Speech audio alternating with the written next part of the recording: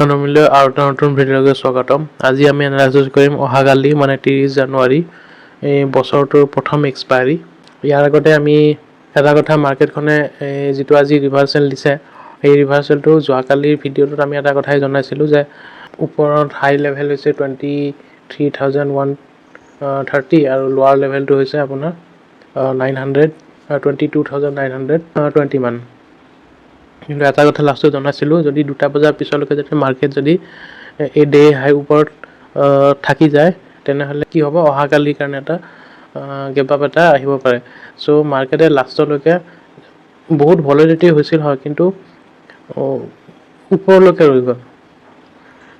চ' এইটোৱে মানে এটাই কথা বুজাইছে যে মাৰ্কেটখনে আৰু অলপমান ওপৰলৈকে লৈ যাব, যিটো হ'ব এৰাউণ্ড 23,247 ইয়া 270 এইটো লেভেললৈকে গুচি যাব পাৰে। এতিয়া কালি যদি গেপ আপ মাৰিলে অলপমান তলত আহি পেলাই এই আকৌ কালি কিন্তু এক্সপায়াৰী ঠিক আছে। আৰু মই এটা কথা আপোনালোকক জনাই থৈ দিওঁ, অপশ্যনত এইটো 23,000ৰ কল ৰাইটাৰ 12 কৰোৰ আছে, ঠিক আছে, আৰু 23,100টো 18 কৰোৰ আছে। চ' এইখিনি ট্ৰেপ হৈ আছে, চ' এৰাউণ্ড 30 কৰোৰ। আৰু পুটত কি হৈছে, আজি বেছি ৰাইট হোৱা নাই কিন্তু কল ট্ৰেপ হৈ আছে। চ' 200ৰ ওপৰ যদি কালি গুচি যায় তেনেহ'লে এটা ডাঙৰ এটা শ্বৰ্ট কাভাৰিং এটা পাই যাম, যিটোৱে যদি ডাঙৰ গেপ আপ খোলে তেনেহ'লে কি হ'ব, ডাঙৰ যদি গেপ আপ মানে এৰাউণ্ড 150 পইণ্টছ, মানে এতিয়া ক্ল'জ হৈছে 23,163 ন। চ' ইয়াতে 150 পইণ্ট যদি এড কৰি দিওঁ তেনেহ'লে প্ৰায় 23,300। এই যদি 300 মানত যদি পায় তেনেহ'লে ৰাতিপুৱাতে এবাৰ 400লৈকে 430-40লৈকে গুচি যাব পাৰে।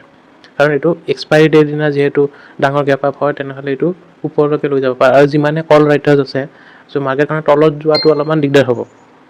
চ' সেইটো এটা মাৰ্কেটখন বুলিছ হৈছে নে নহয়, এজনে প্ৰশ্ন সুধিছিল যে 23,000ৰ ওপৰ গ'লে মাৰ্কেট বুলিছ হৈ যাব। তেনেকুৱা কোনো কথা নহয়, মানে 23,000 হৈছে জাষ্ট এ নাম্বাৰ। আজিকালি মাৰ্কেট হৈছে চব অপশ্যন ডেটাৰ ওপৰত হয়, আৰু আপোনাৰ কি নাম এলগো কম্পিউটাৰ দি ট্ৰেড হয়। গতিকে 23,000 ওপৰ হোৱা মানে যে মই এইটো কৈছোঁ 23,010-20 মানত যদি মাৰ্কেট যদি ওপৰত দি দিয়ে তেনেহ'লে বহুত বুলিছ হ'ব, তেনেকুৱা নহয়। আজি যিটো দেখা পাইছোঁ সেইটো বুলিছনেছ দেখাইছে, ন' ডাউট।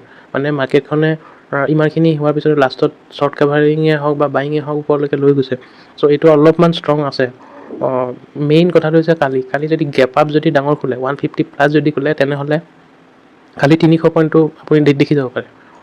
চ' সেইটো এতিয়া 300ৰ ওপৰত যদি কালি গেপ আপ খুলি দিব পাৰে, এনেকুৱা কোনো কথা নহয়। চ' 300ৰ ওপৰত খুলি দিলে আপোনাৰ 430-40 পাওঁতে বেছি টাইম নালাগিব, বা ছেকেণ্ড হাফলৈকে ডাঙৰ শ্বৰ্ট কাভাৰিং দি পেলাই লাষ্টত ড্ৰপো দিব পাৰে, তেনেকুৱা হ'ব পাৰে। বাট শ্বৰ্ট কাভাৰিঙৰ কাৰণে ৰেডি হ'ব লাগিব। বেংক নিফটি বেছি মুভমেণ্ট দিয়া নাই, অলৰেডি 1000 পইণ্টৰ মুভমেণ্ট এটা দিছে তলৰ পৰা। চ' বেংক নিফটি ষ্ট্ৰঙে আছে। বেংক নিফটিত মুভমেণ্ট কেতিয়া দিয়ে ক'ব নোৱাৰোঁ, কিন্তু কালি দিব পাৰে নিদিব পাৰে।